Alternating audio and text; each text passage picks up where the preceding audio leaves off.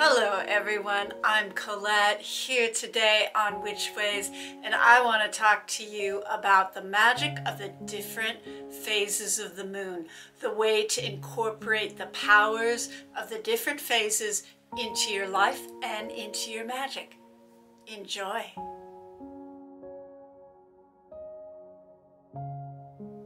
People all over the world do different amounts of moon phases and divide the lunations up in different ways. Most commonly, when I work with witchcraft, I run into people dividing the moon phases up into 3 phases of waxing full and waning, or 4, which is what I'm going to talk about today, which is dark moon, waxing moon, full moon, and waning moon. Or sometimes people will actually divide it up into 8, which is more of an astrological, astronomical way of looking at it. So the power of dark moon is generally the power of extreme banishing and release. Waxing moon is the power of increase. Full moon is the power of culmination or completion.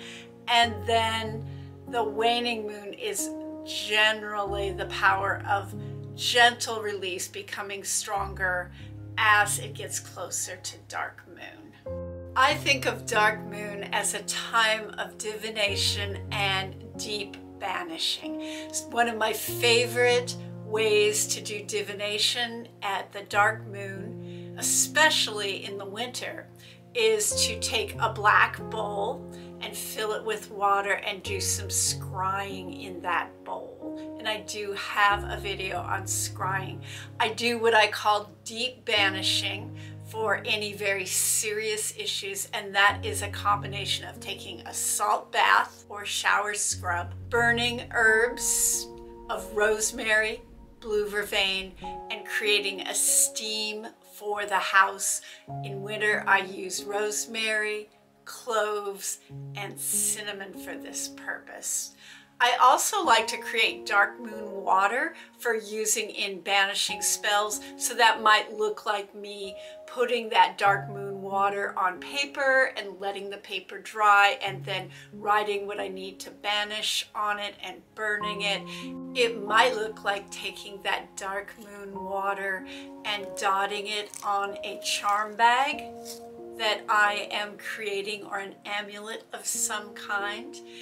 I also like to change out my altars at dark moon, clear them out, and seasonal forces do also affect what I do during the moon phases. And if it's winter time, I like to work with divination for the upcoming year at dark moon. So dark moon is the time when the moon is completely invisible in the sky. And when that first crescent appears, that is the start of the waxing moon phase. And the waxing moon phase goes from the very first crescent at sunset up until about a day before the full moon. It's a good time to do what I call invoking magic, which is the magic of increase. It's a time we call on the moon to help us to draw in the things that we need in our life.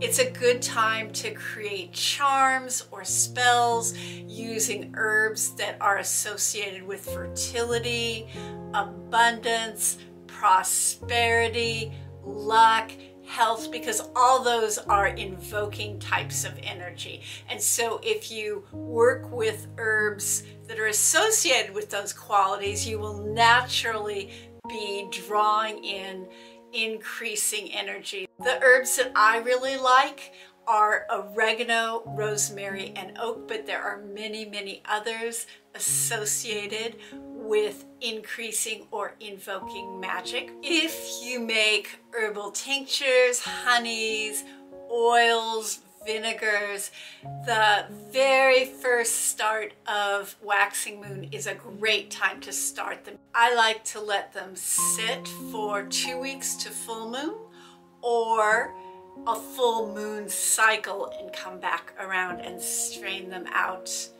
at the crescent moon. I also use the power of the waxing moon anytime I'm doing candle magic. So what that looks like is charging your candle by holding the intention of what you want to invoke or what you need to expand in your life in your mind's eye, and then just breathe that or visualize that moving into the candle. Then each night at around sundown, light the candle, sit with it for a few minutes, and then snuff it. Don't blow it out. And then at full moon, you can let the candle burn all the way out. I consider full moon energy to be good for 3 days: the day before, the day of, and the day after.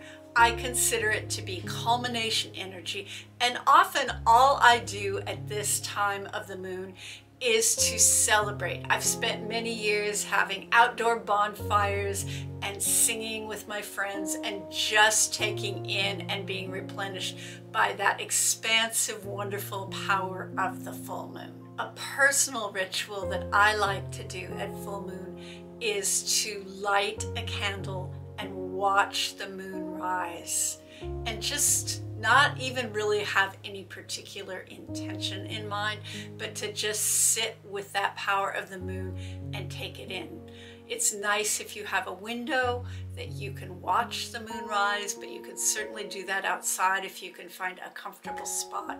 I finish up anything that I started magically at the crescent moon during the waxing phase. I also lay my tools out underneath the full moon or in a window where the full moon light will hit them so that they can take in the power of the full moon. And I like to do that with my tools that I'm going to use for any kind of increasing or expansive energy.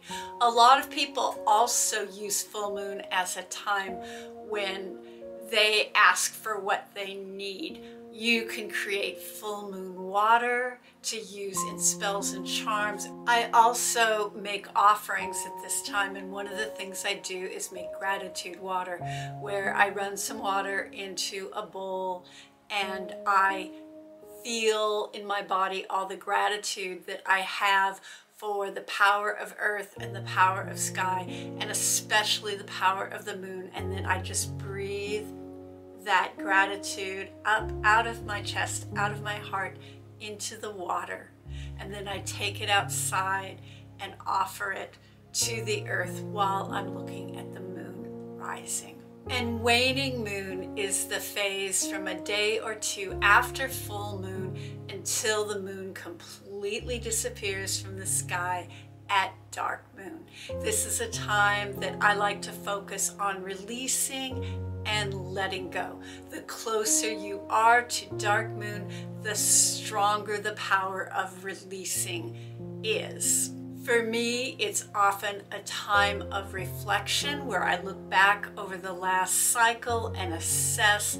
I like to burn some devotional incense, which for me is equal parts turmeric, cinnamon, and ginger. I've mentioned that before, but you can use any incense that works for you and feels honoring to the spirit world. Then I light a candle, take a shower, get out, and journal on what it is that I no longer need in my life. Just little things, things that might have gotten stuck to me over the last moon phase. And then I do some simple banishing work by just burning some rosemary. If something very serious comes up that is a very deep issue or a core issue or something that feels kind of big, I tend to wait until actual dark moon to banish or release it, or I wait until I have the help of friends. Then we are back to dark moon. I'd love for you to put in the comments what your favorite moon phase is and what kinds of things you do at the different full moon phases. I think it's important to all learn from each other. I tend to put a fair amount of moon phase information and spell workings on my Patreon page, so I'd love it if you would check that out. It's a very inexpensive way to get condensed information. And also, if you enjoy my content, please like, subscribe, and maybe consider hitting the notification bell. I hope you all are doing well, and until I see you next time, stay safe and be well.